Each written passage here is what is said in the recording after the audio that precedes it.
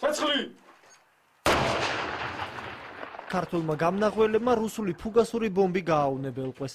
ის ერთ-ერთია, რომელიც რუსულმა ავიაციამ ქვემო ქართლში ჩამოაგდო, თუმცა ბევრი მსგავსად მიზანს აცდა.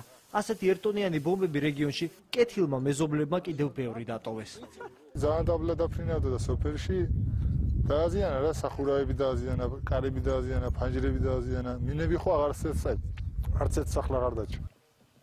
იმაზე, რამდენად საშიში იყო ეს ავიაციო ბომბები, მათ მიერ მიწაში დატოვებული ღრმულებიც მეტყველებს. რამდენიმე ბომბი სოფლიდან მოშორებით აფეთქდა, თუმცა ეს საკმარისი იყო იმისთვის, რომ ახალ დიოგნისში მდებარე სახლები შუშების გარეშე დარჩენილიყო. იყო FAB 500-ები, სიღრმე იყო, თქვენ თვითონ ხედავთ, სადღაც 3-4 მეტრომდე იყო ჩასული, ბუნკერს საწინააღმდეგო ბომბები არის, მაგრამ ამ შემთხვევაში არ აფეთქდა. ესე იგი, დრო ქონდა საათიდან 154 საათამდე, ის დრო გავიდა, მაგრამ ბომბი არ აფეთქდა. კიდევ ერთი ადგილი, სადაც რუსმა ოკუპანტებმა თავიანთი საავიაციო ბომბი ჩამოაგდეს. დაახლოებით 5 მეტრი იქნება. მიწაში ჩავიდა და აი ამ ადგილზე ამოხეთქა. საბედნიეროდ არავინ დაშავებულ არა და ამ დროს აქ სოსოპაპა იმყოფებოდა, რომელიც წამოწოლილი იყო.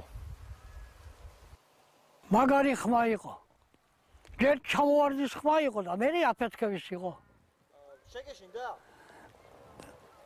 რო აფეთქდა მე აღარ შევეწევ, ცოცხალი აღარ ვიყავი. რუსულმა ავიაციამ დაბომბა მარნეულის მახლობლად მდებარე აეროდრომიც. ბომბების უმრავლესობა აქაც აუფეთქებელია, თუმცა ასაფრენ ბილიკს სერიოზული ზიანი მაინც მიადგა.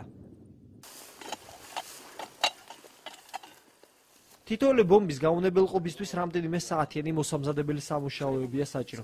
იმის გამო, რომ თითქმის ყველა მათგანი მიწაში ღრმადაა ჩასული, ასაფეთქებელი ნივთიერების ჩასადებად მიწის გათხრაა საჭირო. ჭურვები მძლავრია და ამიტომ მათი აფეთქებისას ჯობს მოსახლეობა და გამნახველები მინიმუმ 500 მეტრით მოშორებით იყოს.